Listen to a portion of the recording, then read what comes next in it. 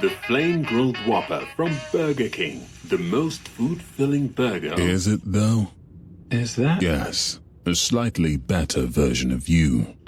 I don't understand. Just like the new Whopper that's juicier and tastier than ever before. Same, but hits different. That's my line now. Oh, sorry. Whopper never tasted so good.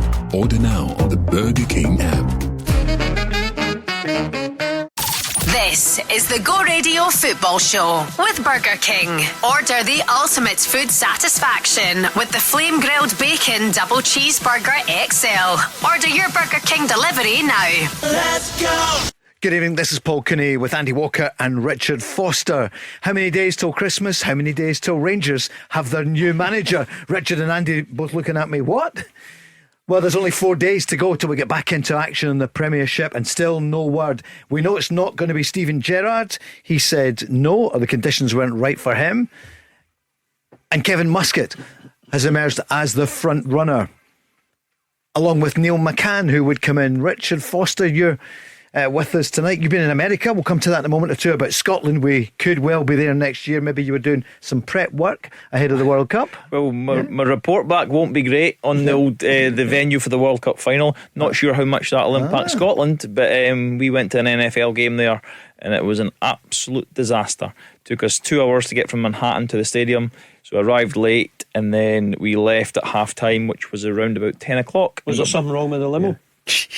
Wheels fell off, and then we left about 10 o'clock and got back into Manhattan after 12. Wow. It was ridiculous. Well, we'll be there next summer. Starts June the 11th until the 14th of July. We'll come to that shortly. Andy, we spoke last week about Steven Gerrard, about the Rangers situation. Still no clarity. Danny Rowe's name has been mentioned, Barry Ferguson, but it looks as though Kevin Muscat has impressed them, and he was down to the final two, just 2 years ago when it was Philippe Clement. Yeah, I'm not surprised they're going for someone like Kevin Muscat. I'm just really surprised the way it worked out with Steven Gerrard when the noises coming out of Ibrox were that it was pretty much a done deal. And this idea that the timing's not right for Steven Gerrard, I mean, I think what's really happened is he's got to know the detail behind the scenes, who he'll be working with, what sort of budget he might have in the next transfer window, and maybe even beyond that. But just really strange that all fell through so quickly, and they have to turn their attention to someone and like Kevin Muscat. And to be fair, he's got a connection with that club, which I think will be welcome. So he was there. Neil McCann coming in so he's got 4 games to go. Kevin Muscat, he won the title last year, the Chinese Super League. He's top of the table at the moment, 4 games to go, I think 2 points ahead, and so he couldn't be here until it's November the 22nd. Is that why Neil McCann is coming in as a sort of interim in between, or head coach or whatever, just under him? Yeah, Neil McCann's got plenty of experience as a manager, as a coach. I've worked with Neil plenty of times. He speaks very well about the game. He's got a great understanding of the game. He's got the connection to Rangers. He was also in there last season. So I think it's looking more likely it's going to be Kevin Muscat, and they obviously need someone at the moment to guide the ship while Muscat finishes off his season. And Neil McCann, I think, would be more than capable of doing that job. I don't know much about Kevin Muscat as a coach. He was a fiery character as a player. Did you play against him? I'm not entirely sure. Just missed him, maybe Possibly, just a bit too young. Just too young, I think. I think what you're really looking at is the group of players that they have now. Yep. And I've said it before, I just don't think they're good enough to compete for the title this season. And you saw some of the problems that they had with Russell Martin. You heard Russell Martin, whatever you think of him, when he starts to mention the players' mentality. We need to work on their mentality. I don't think the players that are there are good enough to compete for a title. So you need another window to get players in. And then, of course, you need a much better summer window next year where, to be fair to Rangers, they have spent quite heavily in Scottish football terms in the summer just past. But Chermiti, 8 million. Yeah. When are we going to see anything like the type of form that the Rangers fans expected when you pay out that amount of money for one player. And that was speculated about Steven Gerrard. I mean, there were a number of things. I don't think it was a done deal because of the tax implication. He was on such huge money, and you have to stay there for 2 to 3 years. I think there was going to be a tax issue, which would have been huge, absolutely massive. But also, there's a director of football, Kevin Thelwell. I would imagine Steven Gerrard wanted to be the head honcho. Yeah, you would think so, but that's not the way a lot of clubs are structured now. So if Steven Gerrard sees himself as being a Premiership manager in England, or even a Championship manager in England at some point, which I'm sure he does, he will have to work under a technical director, sporting director, whatever they're called at whatever club. The tax implication would have been there before he started the process. So what got me is the fact that he's willing to start the process and then very, very quickly becomes a front runner, and then all of a sudden it's not right. And that's the bit that we don't quite understand, because we don't know what happened and what was said and how things broke down. He clearly felt that it wasn't right for him at this moment, whether it was a tax implication, whether it was other things, whether it was family, we don't know. But it threw Rangers a bit of a curveball, I think, because they thought that they'd got their man. And then hence the reason why we're still speculating, because nothing's been done yet. It's also a poor look for the new owners who are coming in with a big fanfare, maybe a big reputation, and that's not a good look to take as long as they did to appoint the manager, Russell Martin. I think we were all thinking after a good number of games, this is not going to work, and week after week he was still clinging to his job. Eventually they pulled the trigger. I will say, I think some of the abuse that he took overstepped the mark. It was very personal. It was pretty vicious. But no, that has all gone tragically wrong, and they want to fix it as quickly as possible. And it does seem as though Kevin Muscat is the one that will take up the challenge next. I think, like you say, Paul, he won the league last year. Yeah. He's top of the league this year. He has success. He's won it in Japan as well. So runner up. He won it in Australia. But you're taking that and you're going, well, Russell Martin, yeah, I know he got promotion, but then he wouldn't change his way of playing, and they had the worst points total ever. So it's a bit strange for me that you went with Russell Martin in the first place. So someone like Kevin Muscat has, here's your CV, right? What have you done? Right, oh, really, really good. Again, like Andy said, you could tell early on. I think that calm demeanour, everything's going to be okay. It's Russell Martin. We're progressing. It's going to take time. That's not what Rangers fans need. I think they need somebody like Kevin Muscat. I think they need a fiery character, and he's fiery, isn't he? Yeah, who's going to liven up the dressing room and at least get his players on the pitch that show real intent to go after teams. Because let's be honest, I don't think they've signed very well in the summer at all. But they should still be finishing second in the league. Yeah, with the money they've spent. 30 million. And now 20 I'm not saying net. Spending money guarantees you success and it guarantees you good players. Of course, I'm not saying that at all. But they should still be able to go after most teams in the league. I've said it before, Richard. I think the timing issue that you mentioned there, I think that's the important thing, because the only man who's had time there is Steven Gerrard. He did nothing in the first 2 seasons and then delivered a title. So would you get 3 years in this environment at Rangers? I don't think so. No, I don't think so. But I think what every Rangers supporter will be looking for is something that they can identify with. A team that's playing a lot better, giving you absolutely everything. Don't have anyone questioning your mentality, your commitment. I think that's got to be changed immediately. Rangers fans, what do you think? 0808 17 700. Derek McInnes has pledged his commitment to Hearts. He's been named, I think, Manager of the Month. I saw him there with the trophy. Nice piece of glass there or something you might get one day, Richard. You never know. Hopefully. And he's opted for the media, and it's worked for him. But he said no. He normally, you're fighting off speculation about you losing your job. In his case, linked with Rangers, but he said, my job is firmly here at Tynecastle. I'm enjoying it. And why not? He's top of the table. What about Danny Rowe, though? He's still in the conversation. He was the lead with the bookies until last night, when things seemed to change. Kevin Muscat's name came here. We asked Craig Moore about him a few days ago. Craig's really close to him. I haven't spoken to him since then. And is he just ignoring you now? Absolutely. But listen, he's not alone in Scottish football. I did a game last Boxing Day. It was Middlesbrough against Sheffield Wednesday, and Danny Rowe was in charge of that team. And Did you ask him about the Rangers job? he brought them back from 3-0 down to Did he? 3-3. Yeah. I interviewed him after the game. He was an impressive individual, Paul, but I said that about Russell Martin. Yeah, sure. When you speak to him after a game where his team have played so well, they're on a bit of a high. Yeah. Of course, you got all the positives and all the rest of it. But I thought it was interesting reading what Barry Bannon had to say. He's been at Sheffield Wednesday for some time, and what did he say? He said he's the best manager he's worked under, and I think that's very high praise. It's similar to the Russell Martin route in that, Championship, he didn't get them out, but I know he did really well. He took them from near the bottom to a challenging position. But he would have, if it is Danny Rowe, I understand that he would have somebody with him who has a Rangers background. So could there be one of the, I don't know, is it a Billy Dodds? Would Barry do it? I doubt if Barry Ferguson would go in alongside Stephen somebody. Davis as well, isn't there? Yeah, potentially. You've got Stevie Smith, who's currently the under 19s coach. Would he step up? And you'll know Stephen. Yeah. He was a good player. Yeah. Saw Stephen Davis last night with the Ireland team taking on Germany. Him in the background. But they need to get it right. There's only days to go. Yeah, I just think that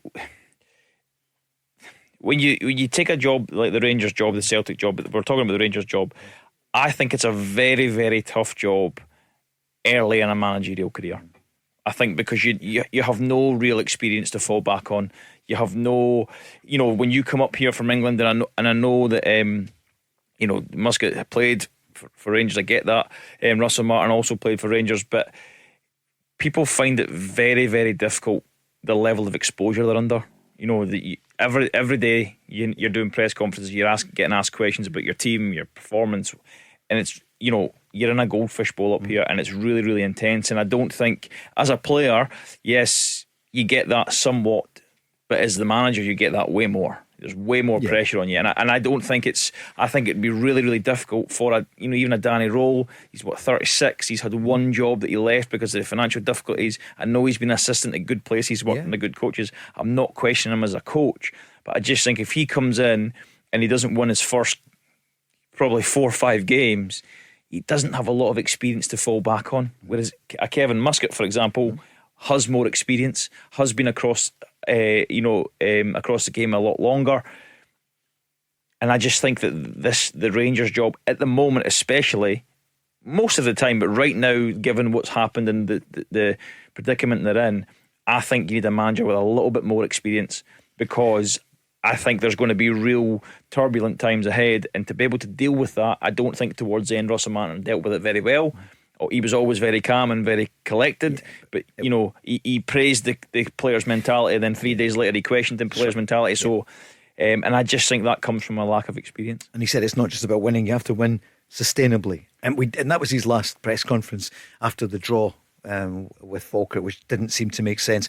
Kev's on from Paul Madee in Glasgow saying, what about the news that came out last night that Ole Gunnar Solskjaer has been considered for the Rangers job? Now we know him, he was a super sub, he's a Man United hero, he was the interim manager, and then he was the manager for 3-4 years. Could you see that happen, Andy? I can't see it happening. He was, I didn't think he was ever truly accepted at Man United. I mean, Man United maybe the biggest club in the UK, maybe even in the world.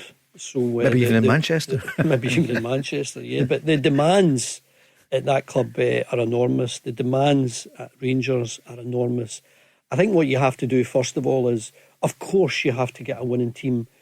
But you do, I think what Russell Martin said, I actually think there's a bit of truth in it. You do want to win in a certain way. Yeah.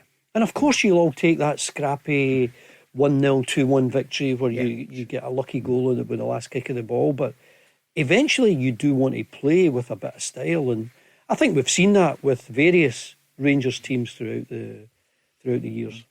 Ole Gunnar, could you see it?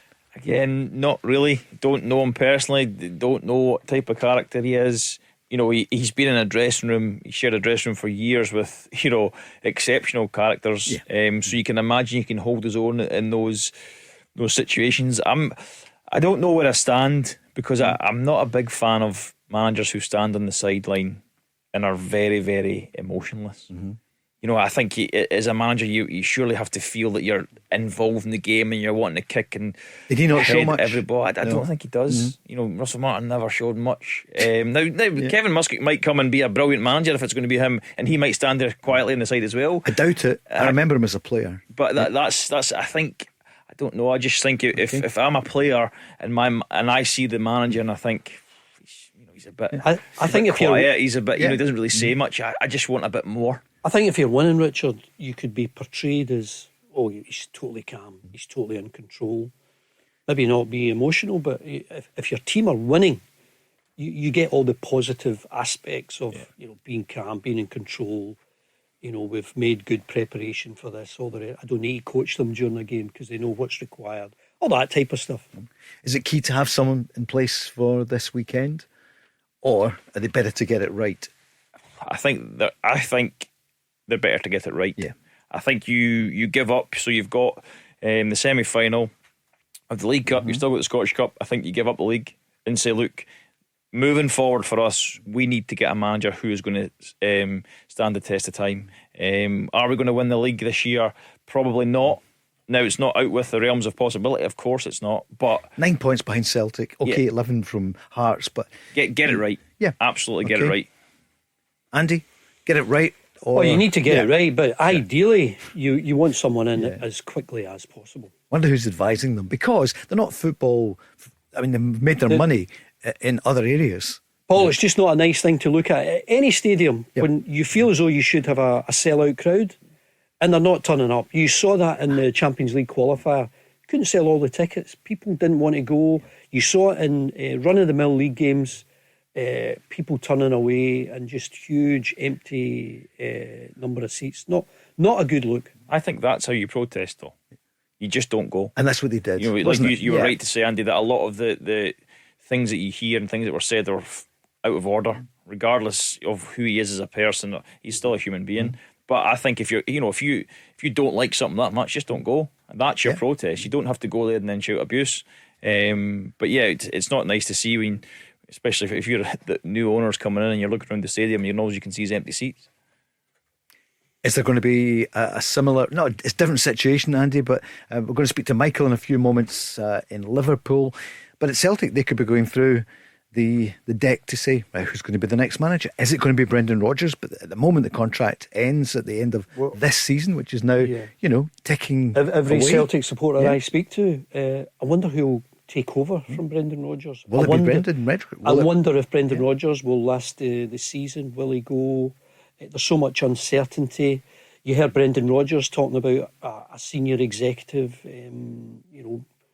almost wishing him to lose. That matter's closed, Andy. That matter, nothing to see here. That was that's bizarre. what it said, I think, at the meeting. That was bizarre. That's closed. There was someone in a senior position who was briefing against the manager.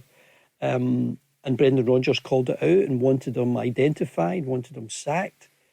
That person's still there. I'm assuming he's still got the same feelings. I don't know who else is with him. But, of course, the focus should always be on the pitch. What are you doing? What games are you playing? How are you winning? How are you playing? And I think, Celtic being 2 points behind Hearts at the moment, I think they will get better. It was a really poor summer window. They may well have stumbled on a goal scorer who might score heavily in Iheanacho, because it was never the plan to go to the free transfer market. They surely had, they must have had a good number of names in mind and didn't get any of them. So a really poor window, and it's caused this real disconnect with the supporters. And I think that disconnect will continue. You'll get some form of protest every time Celtic play from the fans. And you can see it in the Europa League games. I think we will see it. It'll be like at Rangers. There'll be gaps in a way that there weren't in the Champions League. It's horrible to see. Yeah. There was no need for it. Kairat Almaty, I know I keep going on about it, but this is the summer when they'll look back and say, what went wrong at that football club in the summer of 2025? 73 million in the bank. Their best ever season in Europe, not best ever, best in recent years.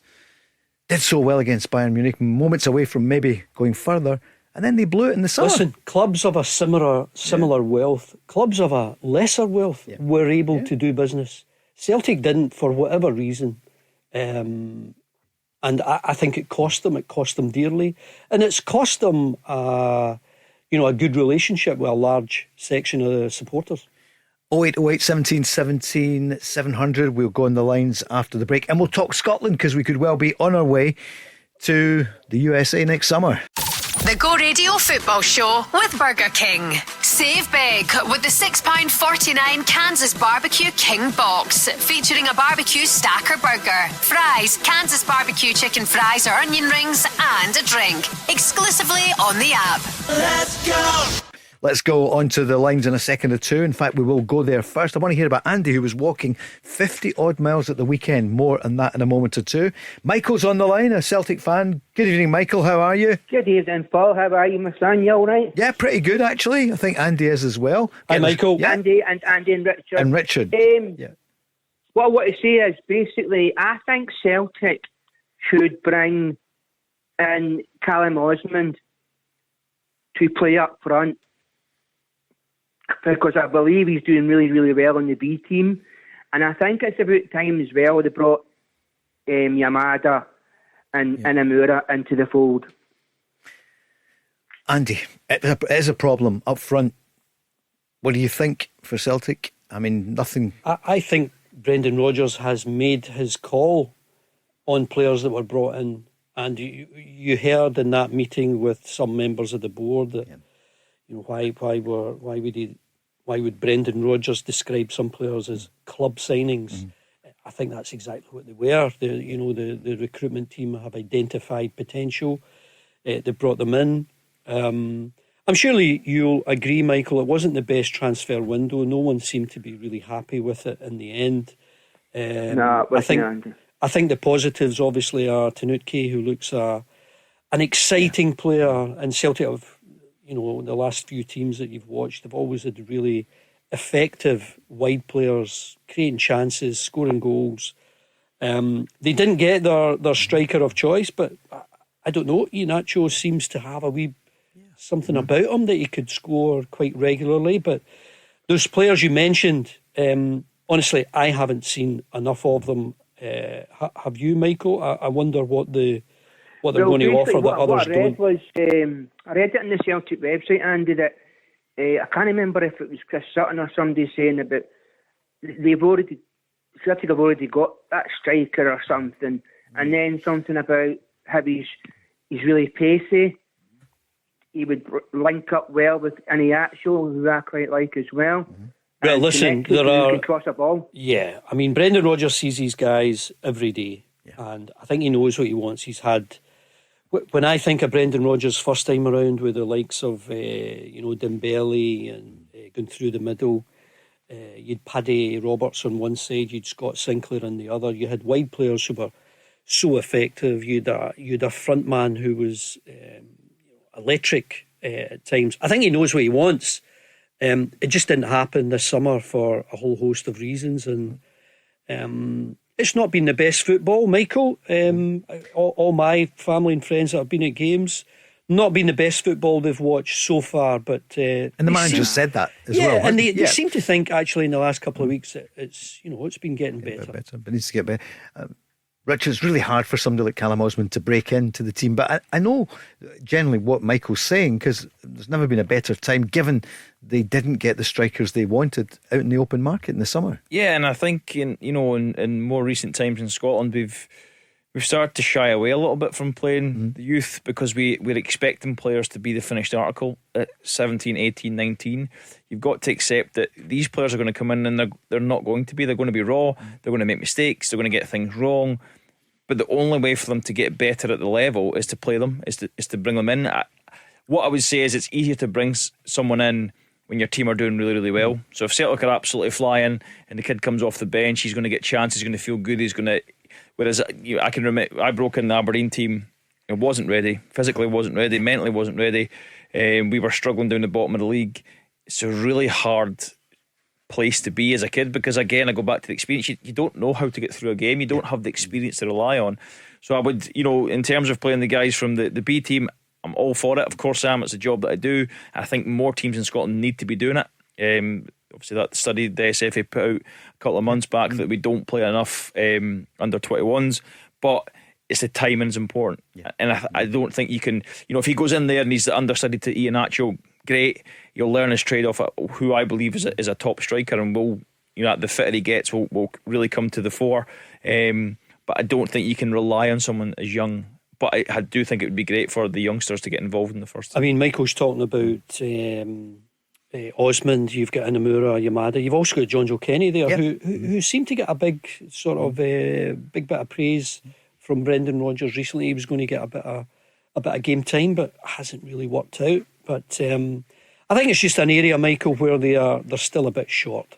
Dundee on Sunday, and then you've got Sturm Graz. You're right back into it. The next 3 weeks, Stephen McGinn was saying it last night, could be defining for your season, because you don't want to lose any, and you've got Hearts coming up as well, Michael. So the next few weeks are going to be, well, great to watch, potentially, for you.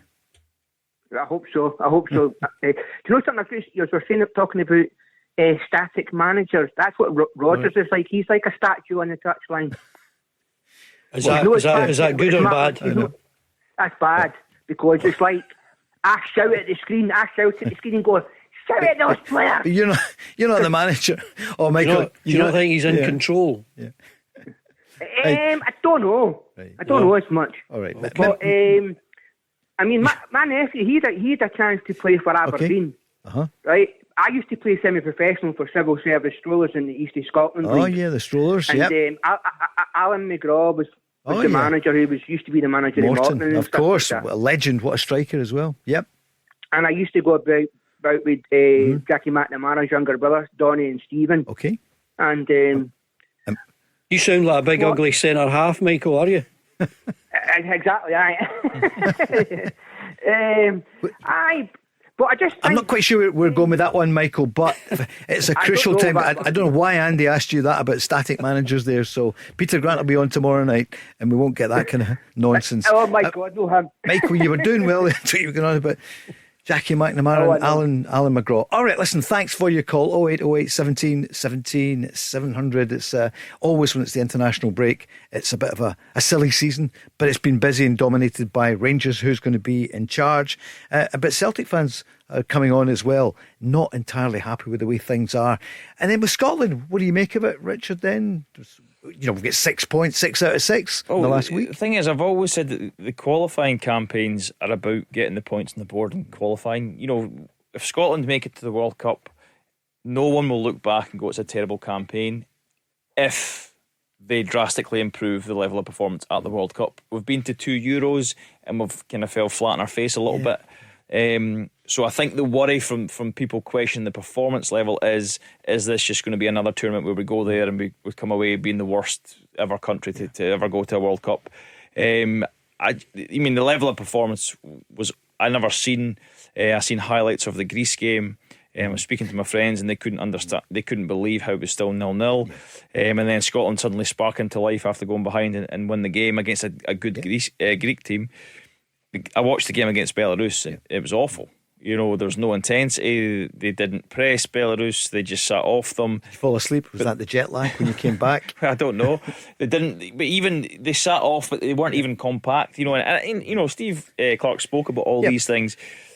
But he's been there a long time. He's now just, I think he equaled the record, didn't he, for longest he's now manager. Ahead 72. So ahead. So he needs to find a way to reinvigorate the squad. Now, whether that's bringing in a couple of new players, different players, we know that he doesn't like to do that. He sticks to what he's got. So he won't, will he? So I don't think he will. No. I think we put far too much pressure on young Ben Gannon-Doak. I think he's young. He's super quick.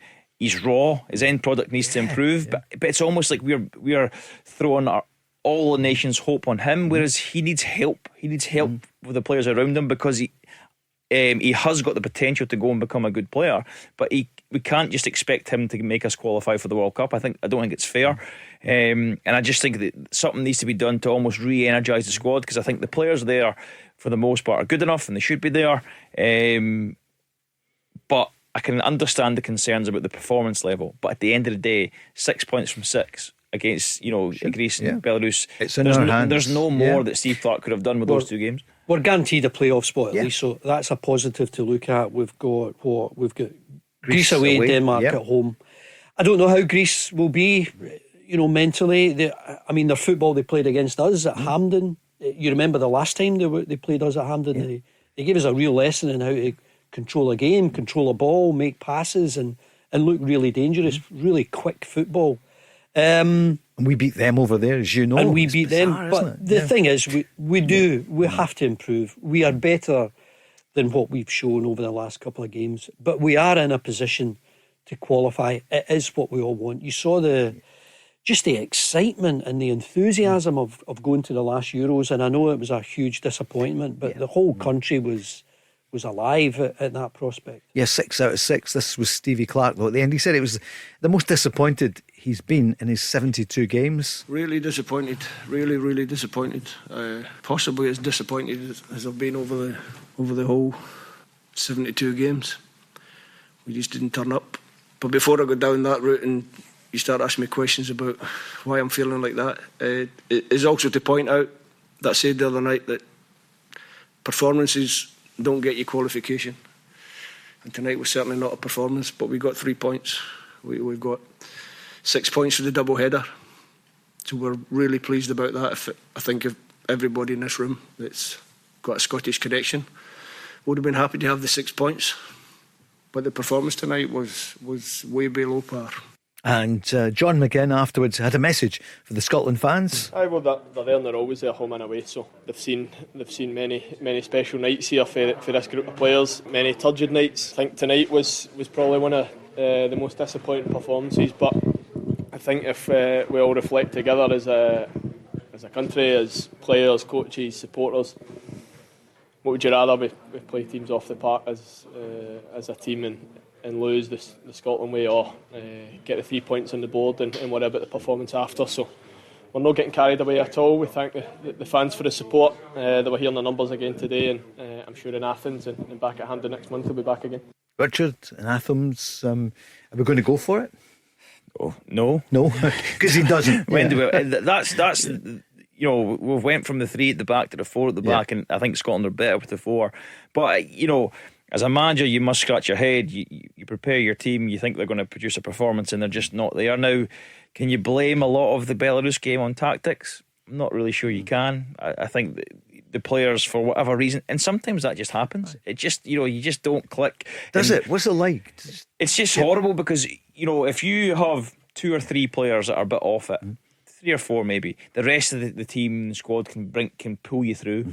But when you have it flipped around the other way and you've only got 2 or 3 that are playing well, it's really difficult. And when you're not playing well, you look to your mate to try and help you, and then when he's not helping you, you look to the other side. And that just seemed what it was like. Nobody really knew how to fix the problem, and it was just one of those performances. And by the way, I think we were lucky because it's an incredibly soft foul that in the lead up to the goal that they scored. Do you agree, Andy? I think they got away with one there. I think that's just the nonsense of VAR in the modern game. That I think a butterfly possibly landed on the Scotland player, and that's what knocked him over. But it was slight. It's never been a foul ever.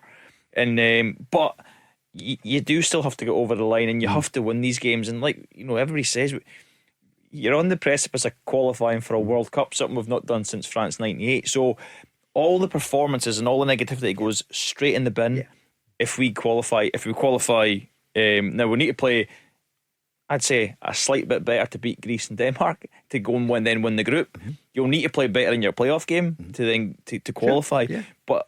But there's a semi-final, then a final. If you get through the semi-final, so the level of performance is going to improve. But Scotland never really seemed to struggle against the better teams. I don't find. Greece Parks, they never played well, but the Belarus game I think has happened several times. But we always seem to get across the line. But against the better teams, typically, I think Scotland actually turn up and do all right. You look at the last qualifying campaign and you beat Spain. So there's that wouldn't worry me. It's the games against Belarus, but So that's over now. But So we got done over the line. Yeah. We got through it. Andy, what are you thinking about Scott McTominay, for example? We just didn't get the best out of him, and we kind of admitted it. And then when he scored, his attitude, it was strange. I think it was because, was he almost embarrassed about the team, or? I think he was just unhappy the way he was playing, maybe the way the whole team was playing, just the general feeling. The stadium just seemed to be flat. I wasn't at the game, I watched it, but it just seemed to be flat. And he is one of our better players, if not the best, if not the guy you look to score an important goal. He'll come good again. He's totally committed, and you persevere with guys like that and hope that others can bounce off his form. Yeah, Shea Adams, who got the first goal the other night, he talked about that. It was 6 points out of 6. Yeah, definitely. I think it helps being at home, for the 2 games, to give us the push that we needed. So, listen, we know it's going to be difficult to get to any campaign, but, we believe in ourselves and we believe we can do it. And the manager spoke. He said it's hard to figure out. He didn't know what happened in that performance. Head scratcher. But I'll go away, I'll have a look, we'll analyse it, and we'll look at what we have to do better and how we have to be more cohesive as a team without the ball, and how we have to be better as a team when we have possession. I've had loads of this throughout my career. Loads of games where you get the win, but as a player you get the win, but you're disappointed in your own performance. Tonight we get the win, but I'm disappointed in the team performance as their head coach. And many times I've sat here and I've told you how good they are and what a great group of lads they are, and they are. So that doesn't change. But it doesn't mean to say that as their head coach, sometimes I can't be disappointed in them. I've told them that in the dressing room, so they know what my feelings are. But like I said before, I've got a great faith in them. I trust them absolutely, and I know that next month they'll be a different animal. And we all hope so. His vice captain John McGinn spoke about Stevie Clarke's record now. It's not caps, I know, but the most decorated 72 games as manager. He is. Half time tonight, deservedly so, was the wildest I've seen him in 72 games. But he's been brilliant not only for me personally, but for the country, for the group. And I think he's got a lot of games left in him yet. So huge milestone for him tonight, but he's rightly angry. But what he has got is in a great position in a qualifying group, and that can't be forgotten. Andy, I like to hear that. He went wild at half time.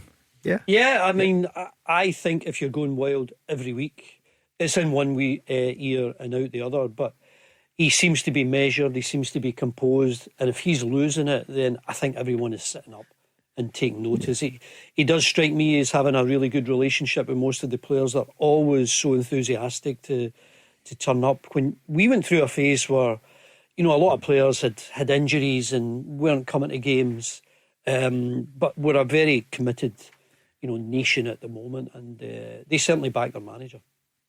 Good to see that emotion. Yeah, to hear about it. Or hear about the emotion. Yeah, of course it is. And look, who am I? He's got a far more extensive career than I have at this point. But I just think, don't do a deep dive. Just park that one. Just really, just don't watch that again, because I it's not really I don't think it's a tactical issue. I don't think it's anything that he's done or his staff haven't done, to prepare the team.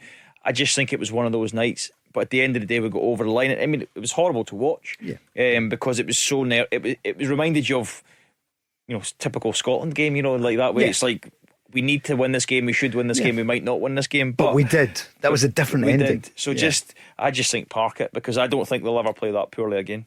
Hope not. 0808 17 17 700. Richard Foster's here with me, Paul Cooney, and Andy Walker. And up next, someone trying to win the £2,500. The Go Radio Football Show with Burger King. Try the new and improved Whopper, bursting with flavour and juicier than ever. Let's go! Yes, it's been running for a number of weeks now. 4 out of the 5 voices have been correctly identified. Still 1 to go. But with Vision Scotland, we're going to give away £2,500 at some point soon, surely. But it's really, really hard to identify these 5 voices. The Go Radio Football Show. So on the line now, James from Cumbernauld. Hi, James. Good evening. How are you? Hi there, how are you doing? I'm not bad, Good, thank you. So £2,500 you could win if you can get all 5. I mean, the guys in the studio don't know who they are. They know 4 of them, but it's remarkable. Nobody has got This fourth voice seems pretty solid. Well, wait and see. Somebody from abroad. That's right. We have given away a few hints. Last night it was Mikael Lustig, which was a good. What's a good guess? If it's not right, it's not right. But do you know what I mean? It was. I think we gave a few hints. But what are you going to do with it if you win? I always ask this. What would you do if you won 2,500? I really don't know. I'd probably split it with some of my family, to be honest. Fantastic. I thought you were going to say Andy? I thought you were going to see us. Split it with us. Give us a drink. We'll check for any vaguely related. We're not. Right, James, let's go. Here, I'll play them one more time. The five voices. The Go Radio Football Show. So, voice number one.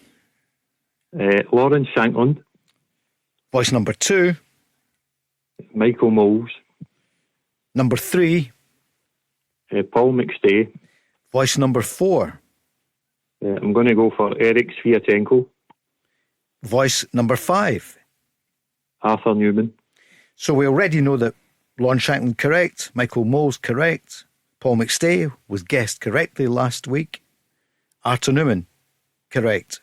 You mentioned Eric Sviatchenko, of course, the Danish international footballer, was at Celtic. Last night, someone went for Michael Lustig, and it wasn't right. Sviatchenko, you remember him? You played against him, actually, Richard, didn't you? I would have played against him. You did, you played against him. Good player. Sviatchenko. It's a good guess. Not good enough. James, you're right. It's correct. You've got 5 out of 5. It is Eric Sviatchenko. Well done, James. Well done, James. With Vision Scotland, you've won £2,500. Fantastic. Oh, that's amazing. Yeah. Honestly. Give us By the way, don't share it with your family. Keep it all for yourself. Isn't that brilliant? That's brilliant. I've been racking my brains the last few days. And well done, James. That's a great guess. Well done.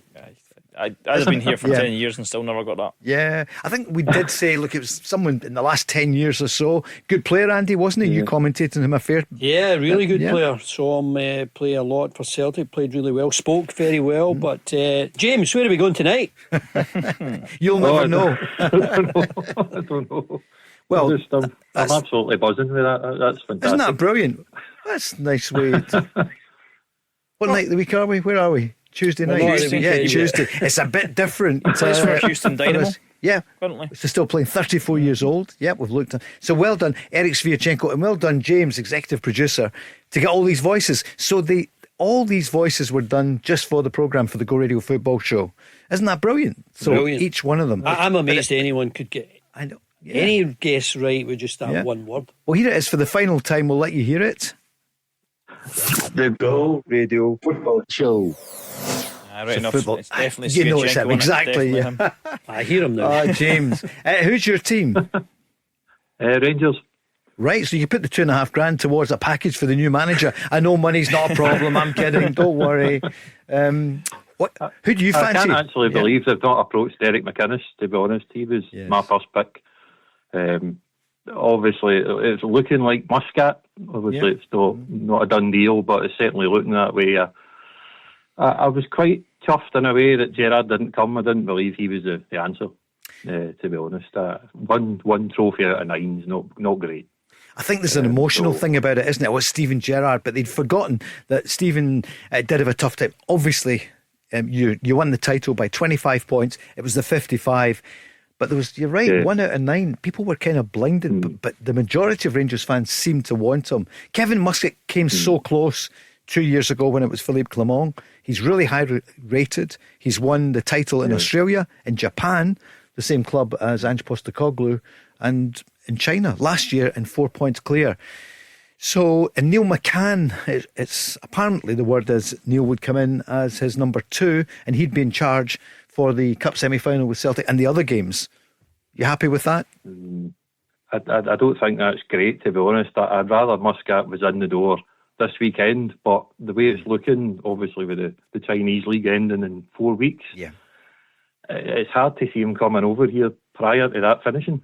So I don't know if Neil McCann in the dugout against Celtic and Roma, etc., is a good idea, but if we end up getting Muscat, it's probably just the route that we have to go down, you know. Neil McCann, though, really combative, speaks really well. Andy, you worked with him for years on Sky. I worked with him for a good number of years. I always thought his analysis was pretty informed. You know, football things, football people, we disagree on one or two aspects, but does his homework and knows his players, and I think he would be. I think he would be desperate to get the opportunity if that's true, that he might be getting in before Kevin Muscat comes along. You obviously must. You would also need a really good understanding of how Muscat wants to set the team up. Yeah.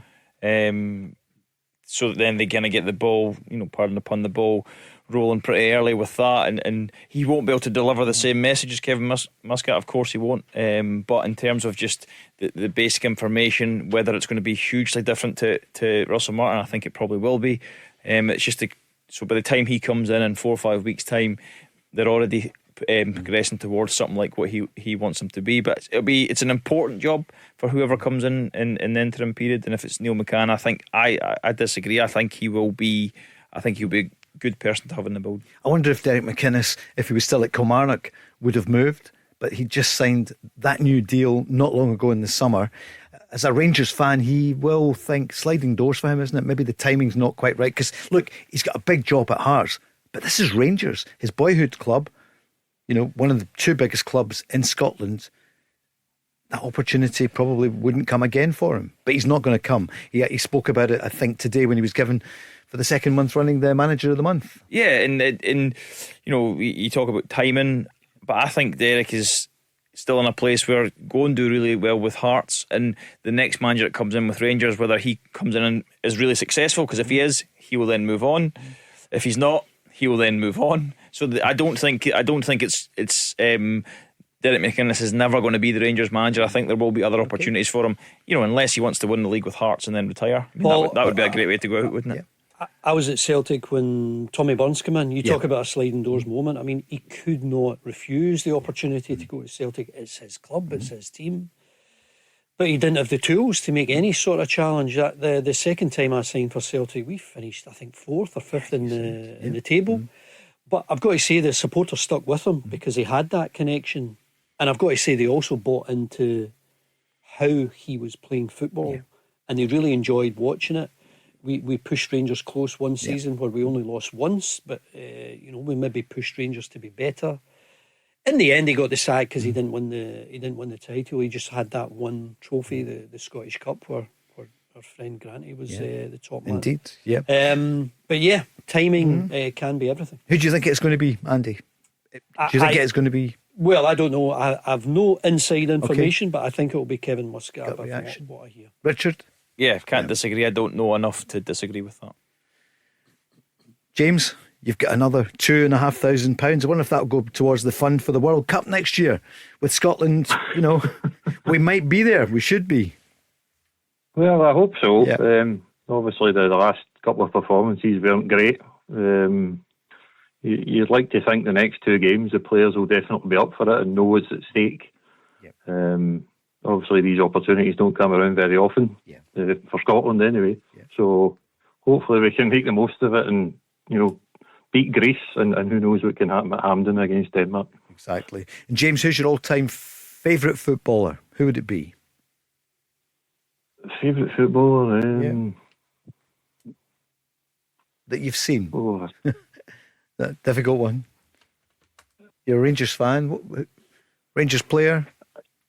Who would you go for? Barry Ferguson?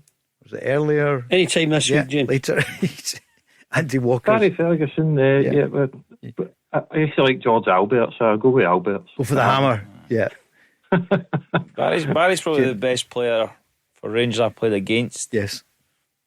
Okay. Keita Jelavic, good, played with him. Yep. But James, thanks a million. Well done, you stay James. on the line, we'll get your details and get the money to you. Stuff. Well done. Thanks a million, James. Well done. All the best. Thank you. Thanks again. Cheers. Thank you. And thanks to our friends at Vision Scotland. That was a great competition, wasn't it? Yeah. Marvellous. I mean, $2,500 for James. He must have had a million text messages there already, I'm sure. But well done. When does the next one start? The begging letters. I don't know. James will no doubt be busy. But thank you, everyone at Vision Scotland. Good to work with. And it's finally gone. That's Lon Shankman was number one, top scorer. Michael Moles, terrific player, of course, at Rangers. Paul McStay, the maestro. The hat. At number 4, Eric Sviatchenko, and Arthur Newman, Rangers star. That was voice number 5. Thanks so much. Normally we'd say go to, but don't. That's it.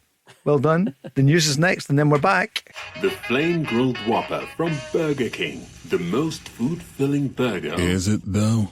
Is that? Yes. A slightly better version of you.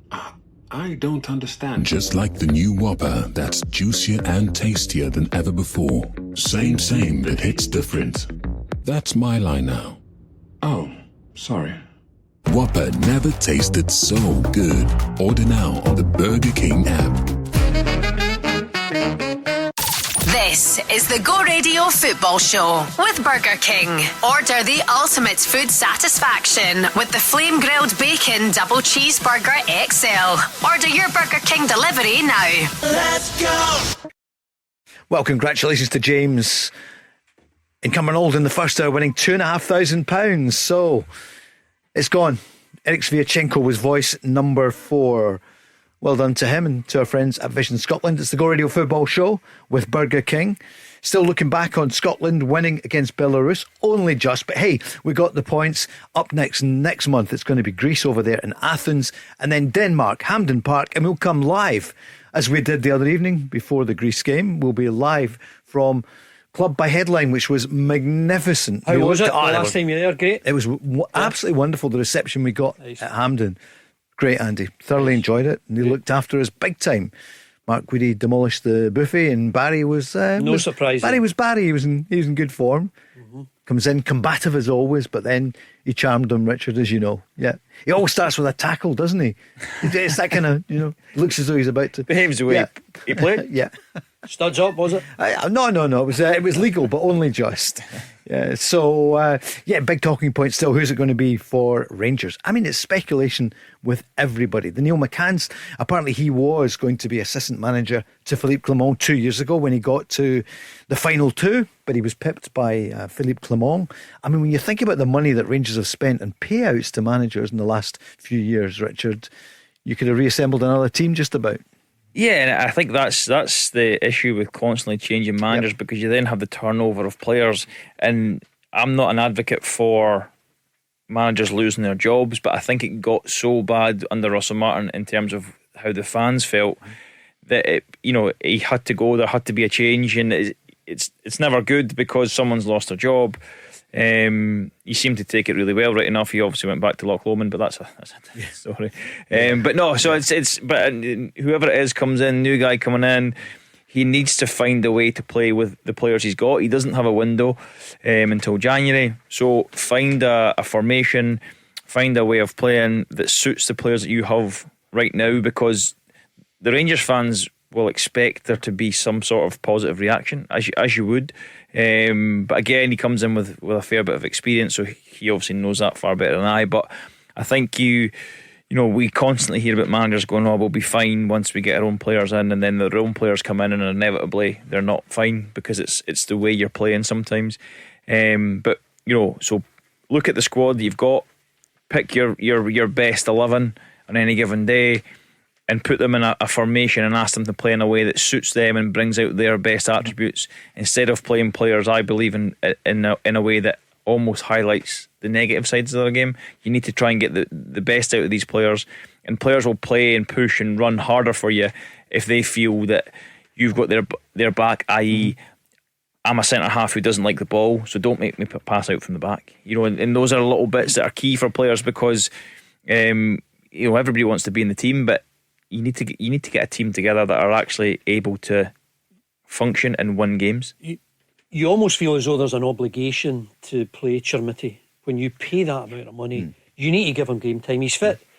He doesn't look the sharpest as yet. He's not got a great goal scoring record. Speed-wise, you mean? Yeah. Sorry. He's not got a great goal scoring record that you can look back on and think, this guy's going to come good. But when you've spent £8 million on a striker, and someone who's playing in the Scottish Premiership, you expect him to score goals. Rangers dominate possession against most teams. I know they've been off it recently. You do expect a lift when a new manager comes in, but I think when you've spent £8 million on a player, I'm not saying you're obliged to play him, but you almost need to get your value for money out of your big signing. And so far, we haven't seen it yet. Is it going to be him? Is it going to be Miovski? Is he going to play the two of them? Richard's right. Something has to change so that the supporters can see it.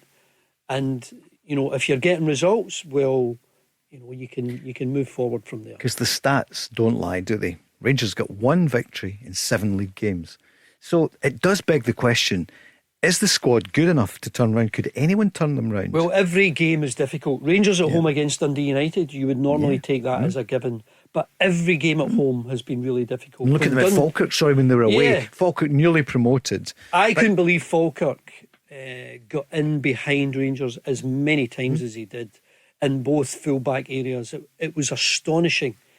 And Falkirk deserved the point. If anything, Rangers were lucky to get that point. But I mean, Dundee went to Ibrox. They were a struggling team. They get a point. Richard's club Motherwell in the early part of the season.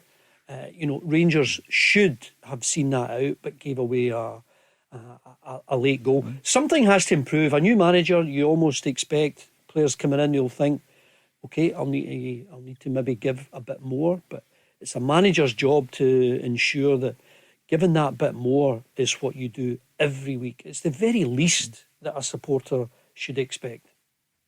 Yeah, and I think, if you go back to what Andy spoke about there, getting in behind. So, having watched Rangers this season, they hold a ridiculously high line when there's no pressure on the ball.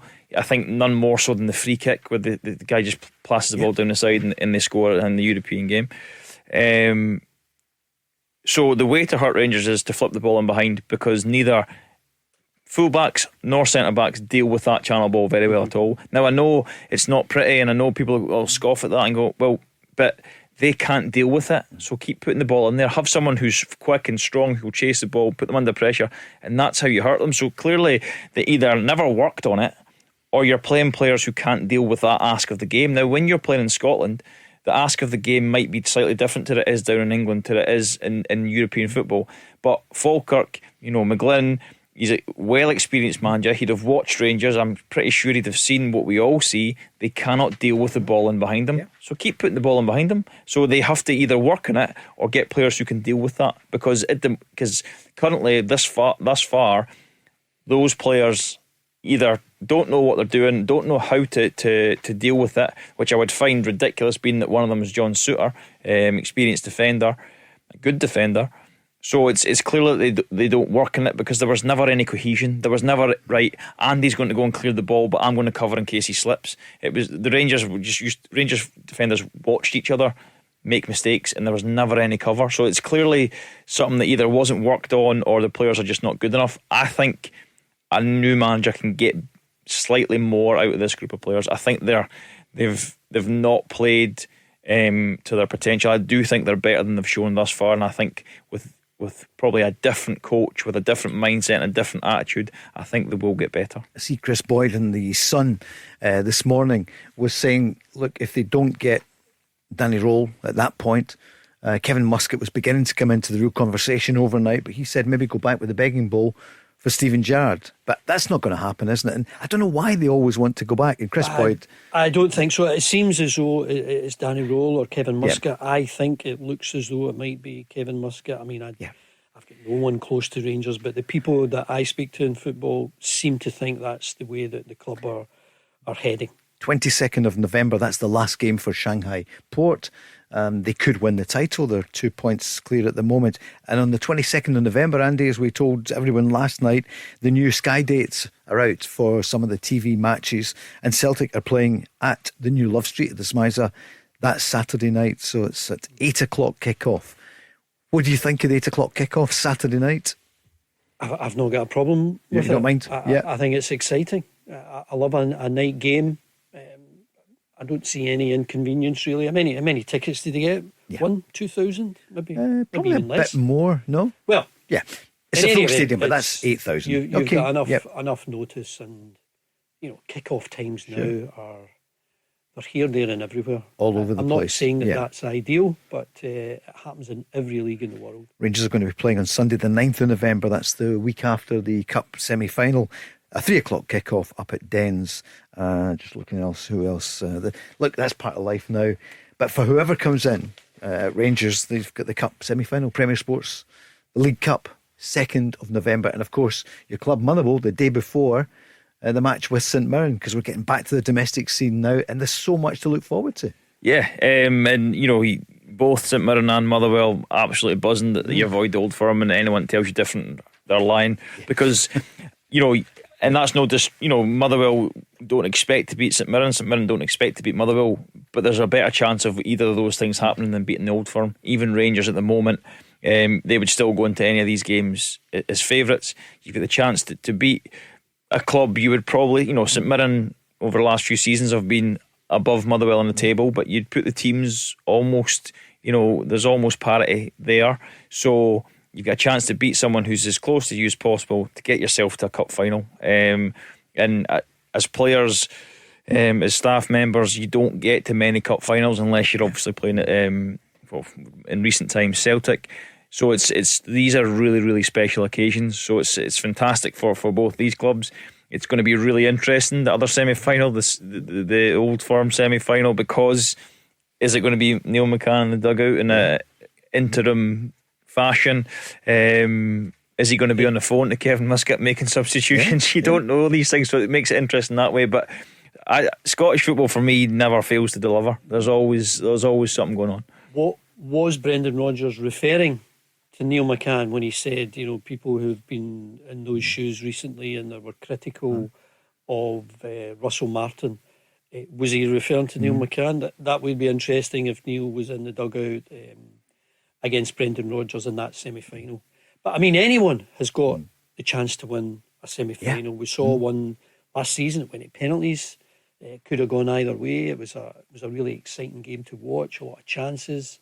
But it's the first trophy, and only 4 clubs can win it now. And of course, what it did for Ange Postecoglou in his first season to win the League Cup, and it kick-started that year where they went on to get the double. Gives you that huge boost. Rangers getting the other one. What about this weekend? We've got Motherwell against Falkirk, Hibs against Livy, St Mirren Aberdeen, Kilmarnock against Hearts, the league leaders Hearts, who can catch them? Rangers against Dundee United, they're all at 3. And then Sunday, 12 o'clock kick-off, must be the Sky game, Dundee against Celtic. Some really terrific games in there this weekend. Hearts, are they going to go all the way? Andy, I think I know the answer. I mean, how long can they keep going like this? I think it's a really interesting story because you don't know about this new investment from someone who's done it at a previous club, a really small club in relative terms in England, but they've been hugely successful. I'm talking about Tony Bloom, of course, at Brighton, what he's done with the Belgian side. And now Hearts have started the season really well, so we'll wait and see how long it lasts. We saw what Aberdeen did at the start of last season. There's no real evidence that Hearts can keep this up. But while they are still winning, and quite dramatic fashion against Hibs at Tynecastle when they got a last minute goal. And quite rightly, Derek McInnes talks about the players' mentality and going to the very last minute to ensure that they get all 3 points. It's a huge difference, the draw as opposed to the victory, and the manner of it, the excitement of it. You can only imagine what the players were like when you get in the dressing room after that. And Hearts are scoring goals, which your old club Celtic are not doing it in the same fashion that they were in recent seasons. And that'll be a great game next weekend, I think, the Hearts against Celtic at Tynecastle. But this weekend they've got a tough one. They're away in the 6:15 kick-off away against Kilmarnock. But Kilmarnock third top, of course, as well. Richard, that should be a good one. It will be a good game. Richard, what I'm thinking, what about Hearts? What do you feel? Well, am I right in saying they were the last team to split the Old Firm? Yeah, the George Burley season? I don't know how it finished done it. Yeah, Aberdeen must have. That was out not when Rangers were. So that doesn't really count because they no split the Old. Well, I suppose you technically have split the Old Firm because Rangers were so far down. Yeah, we are checking it. I think you may well be right. Yeah. But there's also that when Brendan went on that unbeaten run, it was Hearts that upset that. Oh, that's right. Yeah, in the December game, wasn't it? 4-0, 4-1. So it's very, very interesting. Do I think Hearts can win the league? I don't think so. I think Celtic will come good at some point. I think they're slowly getting there. They will get better. Do I think Hearts can finish second at the moment? Absolutely. Derek is experienced manager. He knows the game. He's got his team playing in a way again that suits the squad of players that he's got, suits the players that he's got at his disposal. He's got Lawrence Shanklin playing up top end of the pitch, which to me is, I don't understand why any manager would take him away from that area, because he will score goals, but he also links the game really well, something that he's improved drastically. Top scorer not in the squad, but there we are, Scotland squad. Well, that's a different topic. Different topic, of course. But yeah, so I just think they've got a really, the club are in a good place, the fan base are in a good place, the players are playing really well. I don't think they can win the league. I hope I'm wrong, because I think it would be brilliant for the game if someone else other than Rangers and Celtic won the league. You're in Glasgow zone here. This isn't Edinburgh zone. This isn't Elgin zone. It's not Aberdeen zone. But I'm not from here, Paul, so I have no allegiance. You're adopted. No, but I still think it would be good for the game.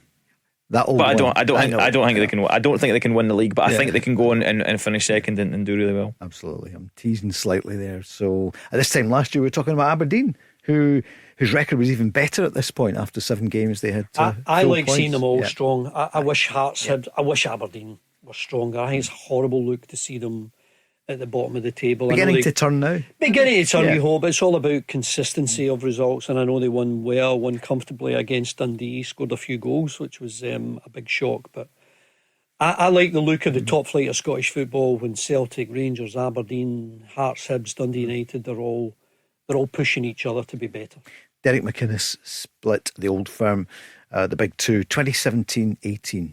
So Rangers were back up by then, so it was Celtic then, so Aberdeen did, and that was under Derek McInnes. It is fascinating. A few Rangers fans are on saying we've made a mistake not considering Derek McInnes, but I remember, time after time they said, oh no, he rejected us before and they weren't going to have him. But I think now, given the state the club are in, 1 win in 7, I think and it was only just. You mentioned it earlier, Paul. Had he been at Kilmarnock, yes, he would have made the move. And he did a great job for Kilmarnock. It was probably time to move. I think Kilmarnock did brilliantly to get him. Yes, they were good for each other. Yes. And they gave each other good things. But, Hearts is exciting, can be even more exciting.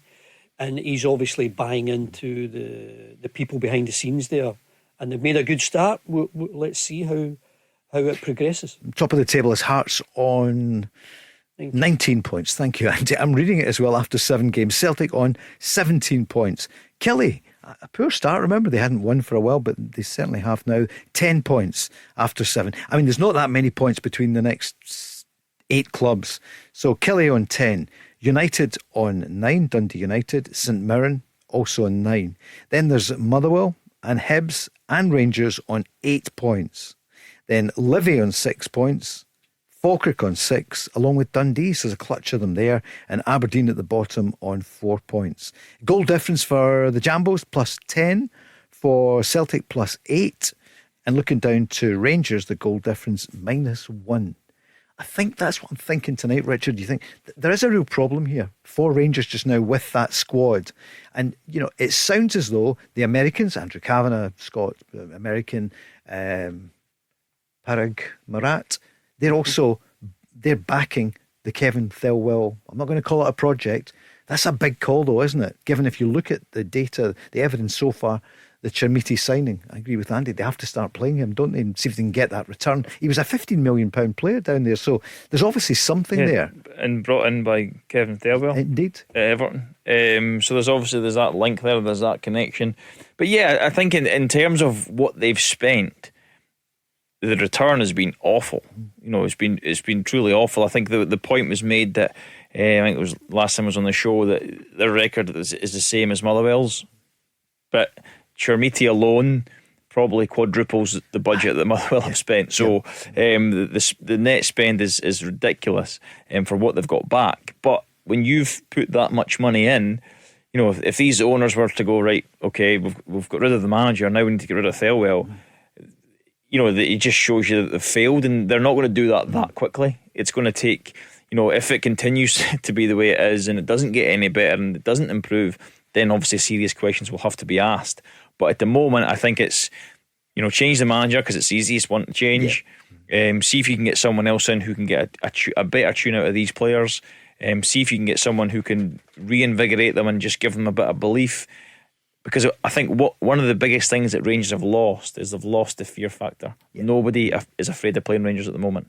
Home, away, going to Ibrox doesn't make a difference. Nobody's afraid to play them. And I look back to my time at Aberdeen. I was at Aberdeen for 11 years. I never won at Ibrox. Not once. As an Aberdeen player. Wow.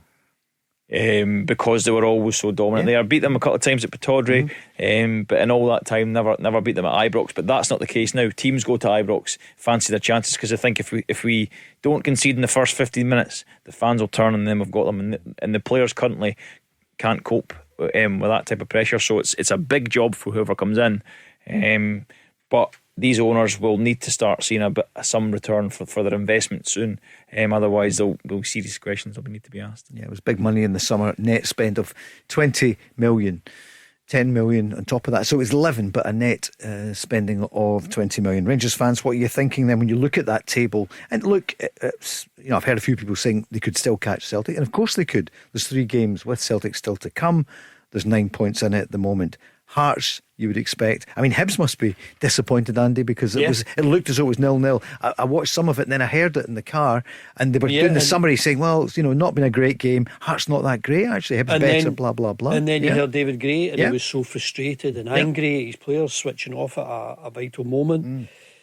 And there's evidence yet again of a Hibs side that were so consistent in the second half of last season, but they can't sustain it. They can't pick it up. Hearts were so poor last season. And they made the manager change, and it's worked for them. This season they've started really well. And even that, I mean, I'm sure they're kicking themselves at the loss of those 2 points against Motherwell at Tynecastle. They were 3-0 down, for goodness sake, but got it back to 3-3. But we're all wondering if they can keep it going and a sustained challenge. If they're still up in and around the top of the table within a point or two of Celtic around February, then you've got a title challenge on. Andy, on international watch, former Celtic striker, someone who scored against Rangers recently, he scored last night. This is the Go Radio Football Show with Burger King. Try the brand new Wagyu burger. Deliciously seasoned 100% British flame grilled Wagyu beef with a creamy layer of caramelised onion mayo, peppery rocket and crispy onions, housed within a soft seeded brioche bun. Let's go! The Go Radio Football Show with Burger King. Paul Cooney, Richard Foster just back from New York City, and Andy Walker. Andy, what a weekend you had. We spoke about it, the charity fundraiser. I want to find out what you actually did, because I know you were pounding the streets somewhere around in Scotland, and it was for the Derby Rimmer MND Foundation and My Name's Doddy Foundation. So MND. How'd you get on? It was a wonderful experience. We started at Motherwell on Friday around 1:30, and we touched about 20 clubs. And some of the clubs were just so warm and open. It was a continuous walk, and we were doing various legs. And this was through the night as well. And clubs like Partick Thistle were opening their ground at 6 a.m, just so we could get a cup of tea, maybe a cup of coffee. Yeah. You went via Firhill and they opened up? We started at Motherwell, we went to Hamilton, we went to Ibrox, we went to Parkhead, we went to Hampden, we went to St Mirren, and then you make your way over to some other clubs. We did Albion Rovers, we did Hamilton, we did Airdrie, and some of the clubs, I mean, Albion Rovers were great. I saw Sandy Clark there, had a quick word with him. Albion Rovers vice president went into his wallet and gave us a couple of pounds just to add to the 35,000 that I think we made over the weekend. So that was great. And clubs like Stenhousemuir, Dunfermline opened their doors at 6 a.m, again just to give us a tea and a coffee. We went to Broadwood, and we were able to get a shower there on the Saturday, which was much needed, just to be a wee bit refreshed. The best shower I think I've ever had in my life. And in total I walked about, I was like, I'm not special, I was like everyone else. I walked around 53 miles. I was on my feet for about 16 hours. But to raise that amount of money, to meet guys like Martin Johnson, who we met at Stenhousemuir, and we saw him at Tynecastle, we saw him at Easter Road. And Martin played with Peterhead, he played with Cove Rangers. He's 47, he's got MND. We met his wife, his son and his daughter, who's a footballer. She plays for Aberdeen. She was down in Glasgow the previous day playing a game. So it's not just the people who are suffering from this disease that we're trying to raise money for. It's all about some research, trying to find a cure, and trying to give them some sort of comfort when they're struggling with this dreadful disease. It's amazing what people do, isn't it? And 35,000 so far. So it's still there, isn't it? We can still donate. It's still there. And Paul, I know you do a lot of great stuff with the Kilt Walk, and I just felt, walking with some people that I'd never met. It's the stories that that they give you, and their dad, their mum. I met a guy. It was at Coatbridge. I think we'd just come out of Albion Rovers. There was a guy crossing the road with his dog, and my son has got the same dog. And I just said, "Hello, your dog's beautiful." And what's his name? Well, we got a bit of chat. Then he said, "I've seen all your T-shirts. What are you doing?" I told him the story, and he said, "You need to send me the link because I've got 2 daughters, and their gran is suffering from this disease." So I checked the donation page a couple of hours later, and he'd left 50 quid in his gift aid, and I thought, that's a guy I just bumped into, crossing the road, and I found so many people to be so generous, so kind, so warm-hearted, and so many people who are struggling but still manage to see the best in everyone. It was really quite uplifting at times. Richard, it's wonderful what people do.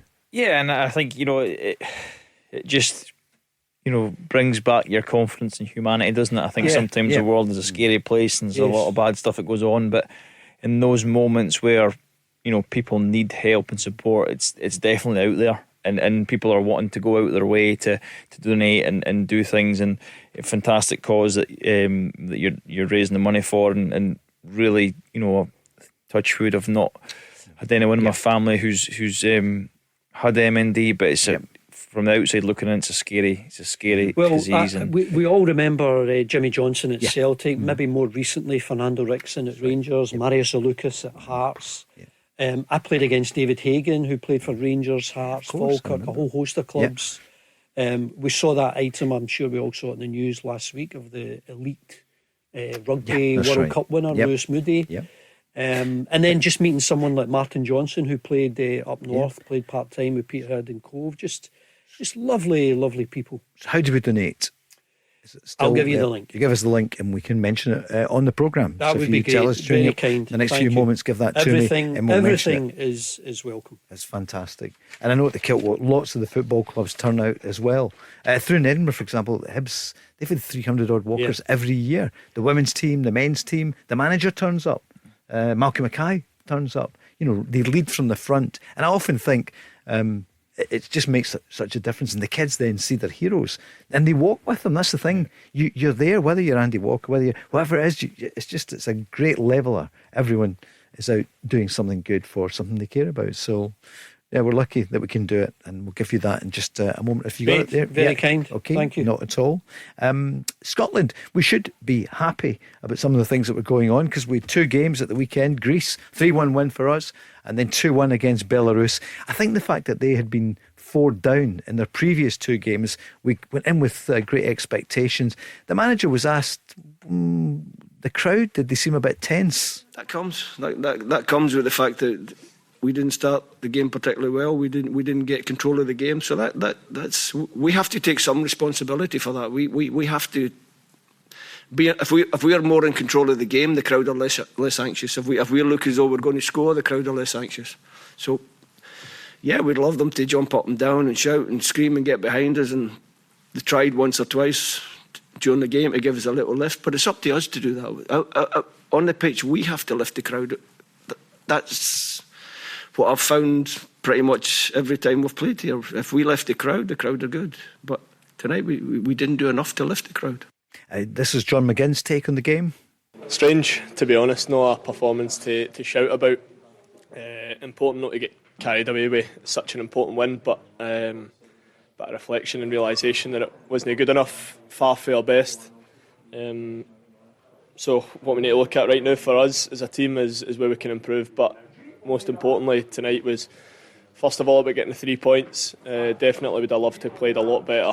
And there's times where we will. And next month, if we're no better, then we'll get punished. And the manager said he's confident it's going to improve. Happy with 10 points. Obviously happy with 10 points. And confident that my players will be much better next month. And after the second game tonight, or the game that kicks off soon, we'll have a better idea what we have to do in those last 2 games. And we'll be ready. Aye, definitely. We're no stupid. As a team, we're not quite gelling. There's things on the ball we can improve off the ball. But what we have done is put ourselves in an unbelievable position. So we'll accept any criticism that comes our way. We're old enough and strong enough to deal with that. We know that we expect better ourselves, the supporters expect better. But the main thing was getting over the line, 3 points. And we've managed to do that, even though we need to be a lot better. Richard, so it's a theme there, isn't it? Yeah, of course. They know they need to be better, but I tell you what they do have is an unbelievable resilience. Yeah. You know, and I think more so the Greece game, because with all respect, they're a better quality side than Belarus by considerable margin. And you know, if it had been a boxing match, it'd have been stopped. Yeah. But they just dug in. They just stayed in the game, and they actually then go behind in the game and then find something to galvanise them. I think the manager made subs, which helped gain some control in the game. But I just think it shows you that they are a resilient bunch, and that will get you across the line in games where you're not playing well. And to be honest, that it's a qualification campaign. You don't care. Sure. They've won the games. Now, if this form continues next month, then it's going to be an issue, because you won't qualify automatically. You do very well to qualify through the playoffs playing this way. But at the moment, we've probably had the worst game we could have had at the right moment, because you're playing against a side, with all respect, who weren't good enough to punish us on the day. Now, Belarus, for me, deserves something from the game, but I'm not Belarusian, so I don't really care. I'm Scottish, and I want Scotland to go to the World Cup. So, however you get over the line, in which they did. Shea Adams, he did well with his goal the other night, and he looked forward to the next 2 games. Vital, Greece away and then Denmark at home. Yeah, exactly. Everyone knows how important they are and how much we have to stick together. It's going to be a long and a difficult campaign to get to the World Cup. But as you said, we're 2 games away from achieving great things. So everyone's concentrating on that. Andy, Shea Adams, I tell you, especially against Greece, he was kind of isolated, wasn't he? But yeah, I like his attitude. Yeah. I like his qualities. I know he's not a heavy goal scorer. He's playing in a good league. We talk about our Scottish players who've gone to Italy and are making an impact. He's pretty much doing the same thing with Torino, and I'm not surprised that he's first choice. I know there's been a clamour for the likes of Kieran Bowie. Yeah. Lyndon Dykes has always done some stuff. What about his goal? Sorry. Well, just great perseverance that he still chased the ball down when it looked as though the goalkeeper was going to get it safely in his arms. But there might be a debate about why Lawrence Shankland wasn't in there. But we've never been a team that are winning, 2, 3, 4-0, scoring goals on a regular basis. We struggle to win comfortably. But I like Shea Adams. I think he's got a lot to offer. Would you try and move John McGinn, put him in a different position? Because I don't think in the last few games we've got the best out of him playing off that left-hand side. Put him central, further forward. It's something. I think our strongest department, is the middle of the park. Central midfield, yeah. When you've got Gilmore, McTominay, McGinn, Ryan Christie, Lennon Miller, Lennon Miller, and Ben Doak, who is probably the outlet now, who you expect. He can go past 2, 3, 4 players. He can take you from your own half and get to the byline. He can get a corner, he can get a cross in. He is an exciting player. I wish we had more like him, more options.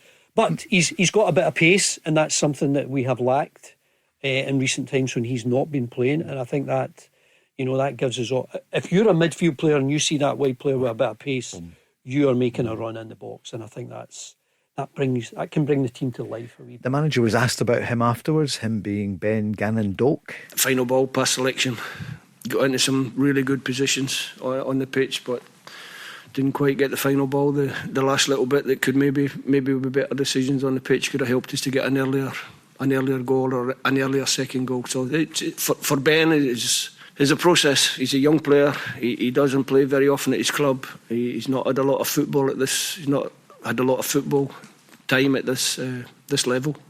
He has to learn the game. He has to understand the game.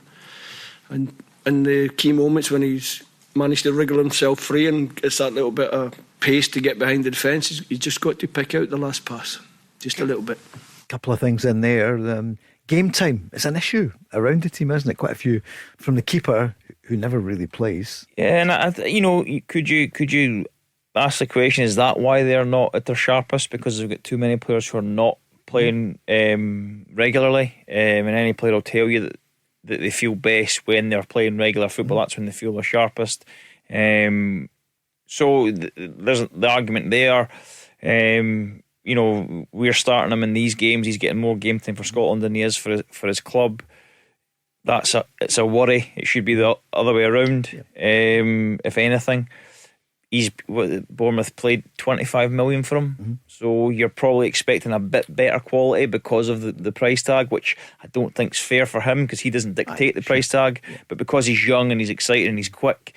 So he's got big shoes to fill that he's kind of created on his own, really. But it's going to take him time to get to the level that he probably needs to be at to be regularly playing for Bournemouth. And whether he ever gets there, who knows? He's got the attributes, but I think Steve Clarke's spot on there. The amount of times he was in really, really good areas and he picked the wrong option or the quality was poor. But that, his quality will go up the more he plays. So the worry there is how much can we rely on him if he's not playing regularly for Bournemouth? I think it's a really fair observation, fair criticism, if you like. And I think players are happy to take criticism from a manager who only wants you to see well. And if you're asking a certain player who's a wide player, you've got all the tricks, all the skill, all the pace, give us a better end product. That's absolutely fair. That's what I was as a young player. Yeah. Quicker than a bag of cheetahs, but couldn't cross the road. And could you not be taught that? Yeah, of course you can, but sometimes it's not only the technique; it's been able to be composed. A lot of the things that he does, he's doing it at full speed. Yeah. So it then becomes more difficult to play a decisive cross when you're. So it's almost, and it was Jimmy Nicholl at Aberdeen who'd said to me, it's almost that half yard before you cross the ball, just slow yourself down to concentrate and getting a good connection. Now, it never helped. I still used to kick it over the goal, but it is one of the hardest things to do, isn't it? When you try to cross at full speed, it's really, really difficult to do. But it's having that little moment right before it, the bit of composure to slow yourself down, and it's something that I got better at, and it's something that he will get better at. But we're almost expecting him to be the finished article right now, which he's not. I relate to it because there's a moment when I'm playing where I know the ball's there. It might be a difficult one to take. I'm just trying to concentrate and getting it on target. If I'm trying to curl it, I'm trying to make a good connection. If I'm trying to finish with power, again, I'm making sure that I'm at least working the goalkeeper. I'm finding the target. And that split second where your level of concentration just has to be a bit higher, and make sure you make this chance, make sure you make it count. Final word from Shea Adams about the 6 points. Oh, it's not going to come. That sums he's had enough. He's had enough, right? Yeah, definitely. I think it helps being at home, for the two games, to give us the push that we needed. So, listen, we know it's going to be difficult to get to any campaign, but we believe in ourselves and we believe we can do it. Andy, just before the break, who is the former Celtic player who scored international football in the last 24 hours? Yeah, there's so much international football going on, but who used to play for Celtic, and a lot of times it was oh dear, oh my, and recently it's been oh my goodness, he's scored again. He scored for South Korea and he scored against Paraguay, and he is someone in good form.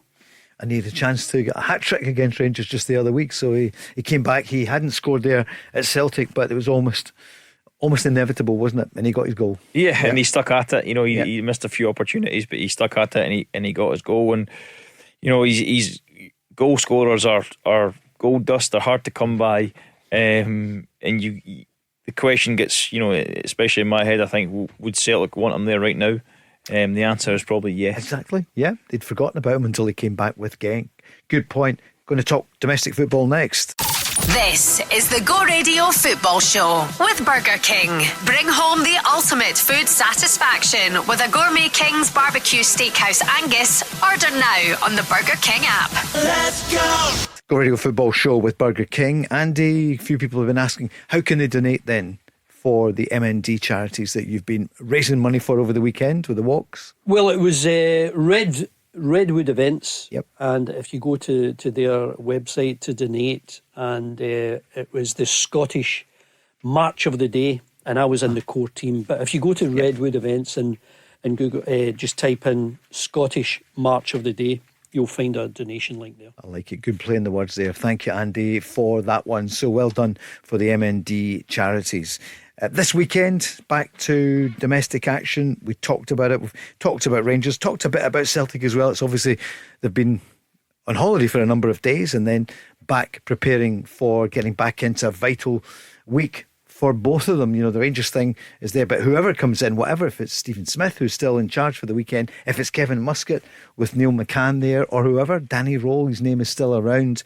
But you've got a huge weekend. Rangers, there'll be 50,000 there, and they will be looking for an instant turnaround against Dundee United. Celtic play Sunday at Dundee.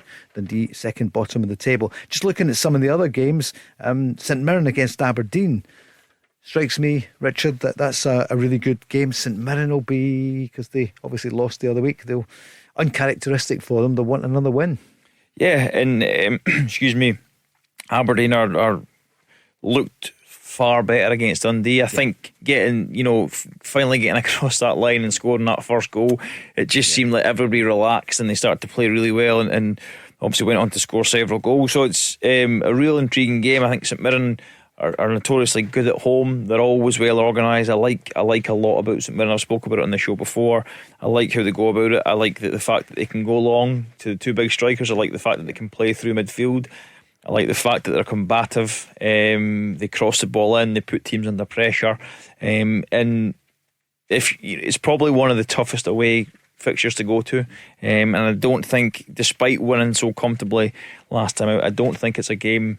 If you're just starting to try and build your season, as we think Aberdeen are, it's not really a good game for you, because St Mirren are the kind of team, and they've proven that in the last few years, that they'll just, whatever embers are starting to burn, they'll just dampen them straight away. And it'll be an intriguing match. I fancy St Mirren as good as Aberdeen were. I just think at home, I still fancy St Mirren, but it's intriguing. But the game for me, the game of the weekend for me, is the Kilmarnock Hearts. All right, I'm going to come to that then. Yeah, Jesper Karlsson, Andy, who's on loan from Bologna, as you know, at Aberdeen. He got a couple of goals there, and he needed it badly. Is he the kind of player? Because he was £10 million player that Aberdeen were abject until just before the break. Yeah, it's a real mystery that they weren't able to build on the Scottish Cup success and come back and start the season as they did last time round, where they were flying and taking care of everyone in front of them. I remember them going to Celtic Park. I saw the half-time score.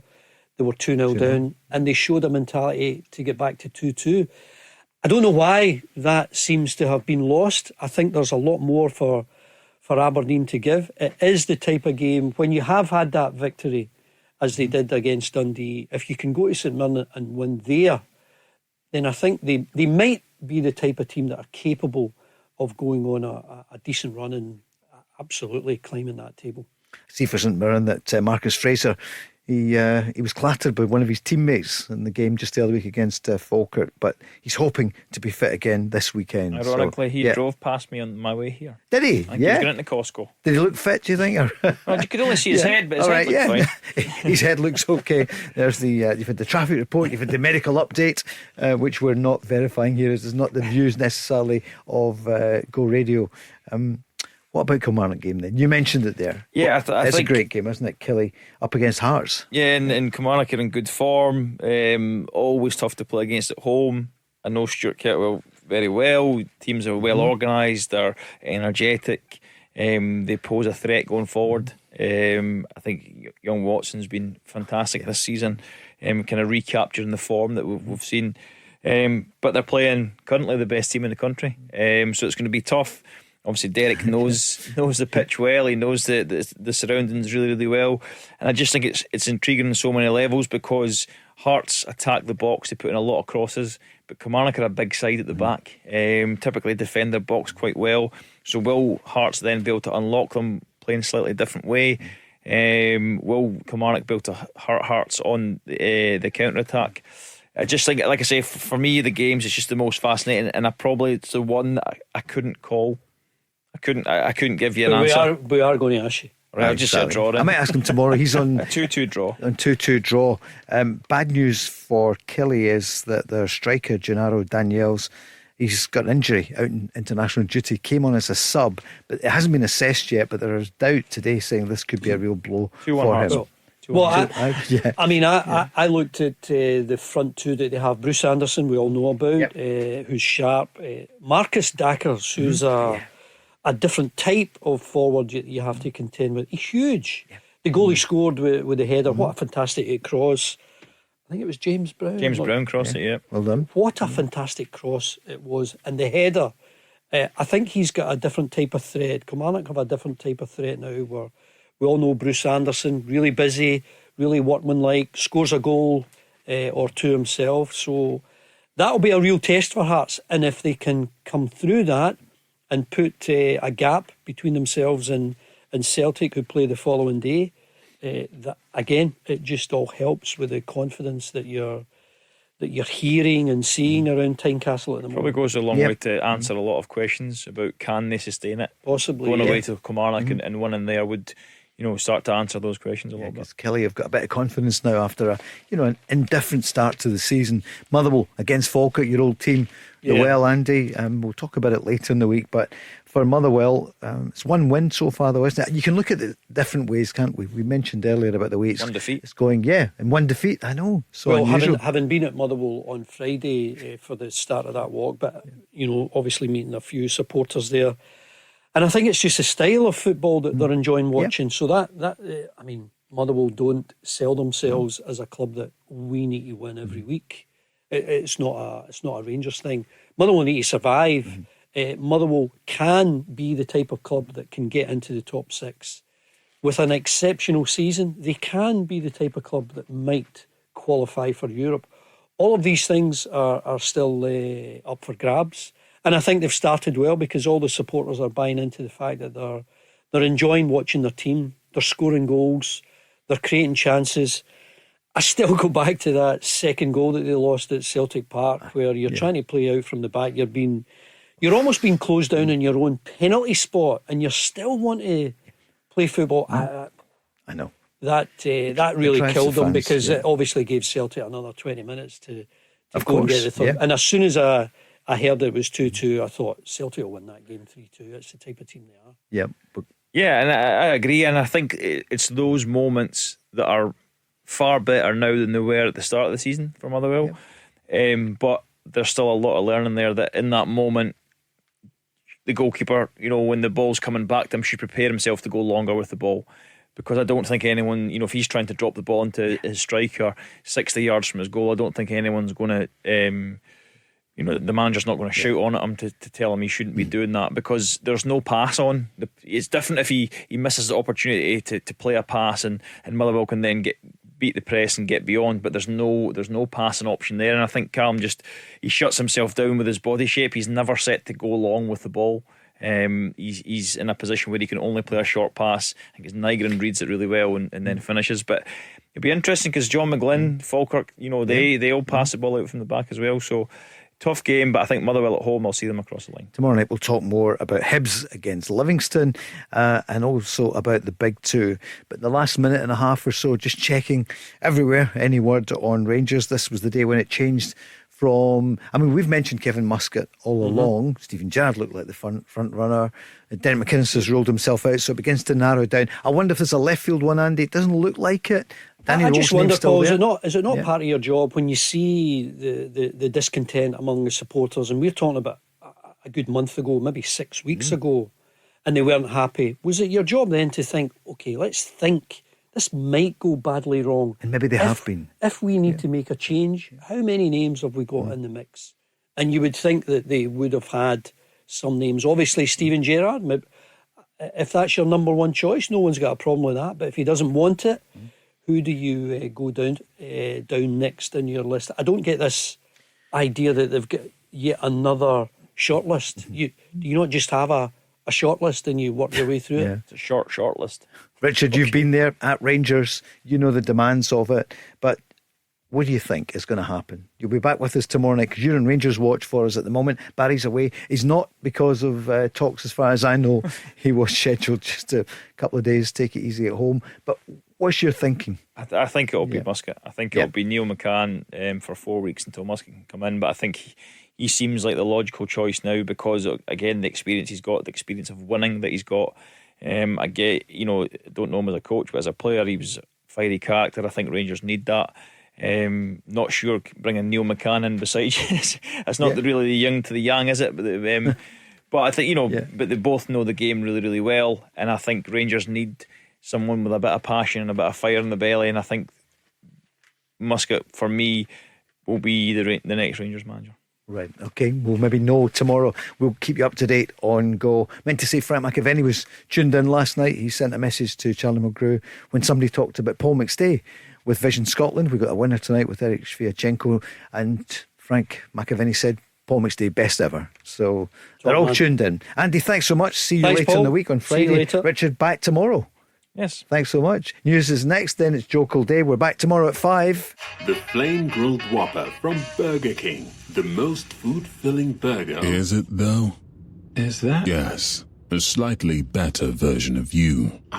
I don't understand. Just like the new Whopper that's juicier and tastier than ever before. Same, but hits different. That's my line now. Oh, sorry. Whopper never tasted so good. Order now on the Burger King app.